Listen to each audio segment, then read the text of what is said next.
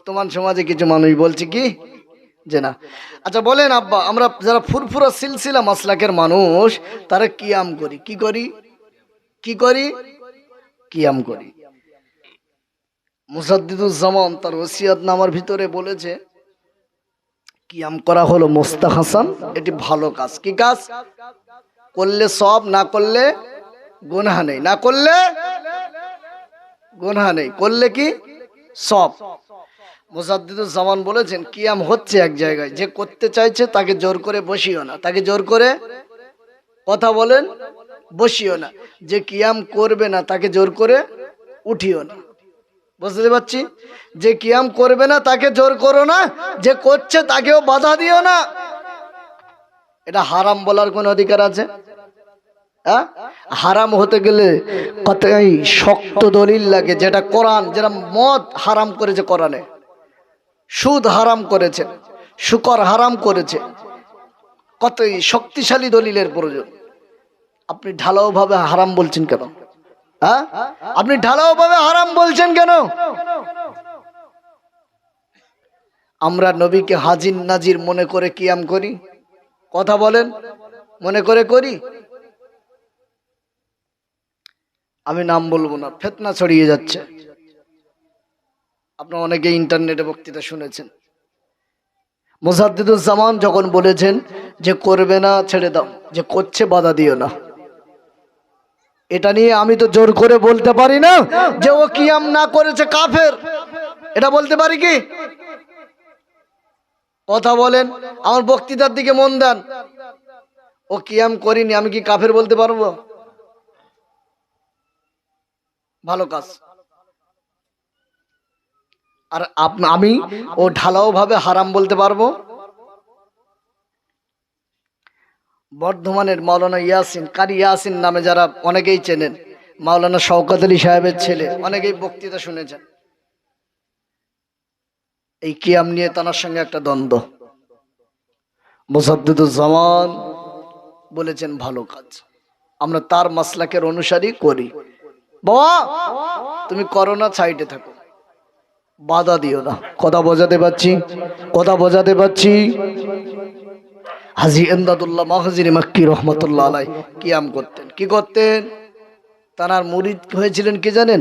রশিদ আহমেদ গঙ্গুহি, কাসেম নানুতুবি, আশরাফ আলী থানভী রহমতুল্লাহ আলাই। এই জবরদস্ত আলেমরা তার হাতে মুরিদ হয়েছিলেন, বায়াত হয়েছিলেন। নবীকে ভালোবেসে করতেন। আমি বিতর্ক চাই নাই, আপনার ভালো লাগে না আপনি করবেন না, তাই বলে এই কিয়াম নিয়ে ঠাট্টা বিদ্রুপ করবেন না। মাইকে স্টেজে ঠাট্টা বিদ্রুপ করছে, ইয়া নবী, ঠাট্টা বিদ্রুপ করছে। ওই ইয়াসিন কথা বলতে বলতে খারাপ লেগেছে আমার এই জায়গাটি। ও বলছে কিয়াম করতে করতে একটা কথা বলছে, দিল্লি কা লাড্ডু। এরম কিয়ামে কোনো আছে কি? নবীর শানে নাত যখন পড়া হয় ওটা একটু নাত, এটা কি আমরা তাই পড়ি? নবীর সম্মান বর্ণনা করা হয় না? আল্লাহ নবী সাল্লাল্লাহু হাসান বিন সাবিত রাদিয়াল্লাহু আনহুর জন্য আল্লাহ নবীর মেম্বারে বসে আলাদা জায়গা করে দিয়েছে।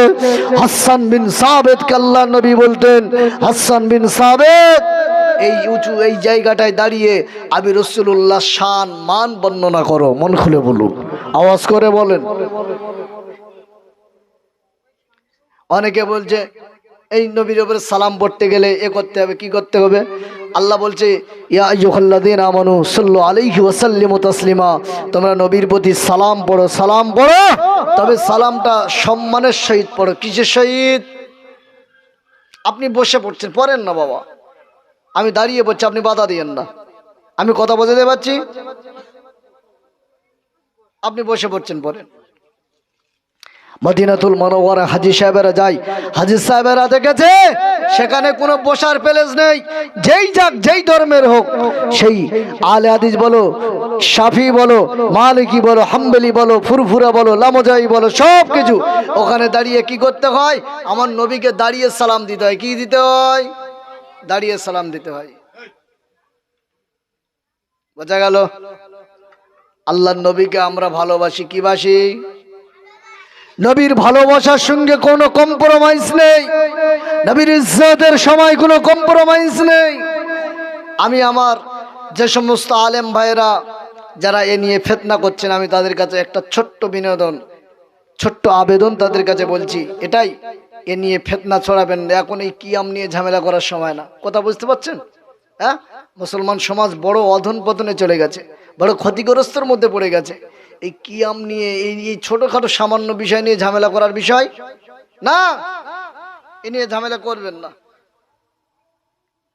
আরো এই সময় আলেমদের এত হওয়া দরকার, ঠিক কিনা বলে? হ্যাঁ, আপনি তার বিরুদ্ধে লড়াই করেন যে সুদকে হালাল বলবে, কথা বুঝতে পারছেন না, যে মদকে হালাল বলবে, যেটা আল্লাহ কোরআনে স্পষ্ট নিষেধ করেছে। এর বিরুদ্ধে কেউ কথা বললে, আয়াতে কারিমার খেলাফ হলে, তখন তো আলেমরা কথা বলবেই, ঠিক কিনা বলেন? এ নিয়ে দ্বন্দ্ব ফাসাদ স্টেজে করবেন না, এগুলো খারাপ জিনিস।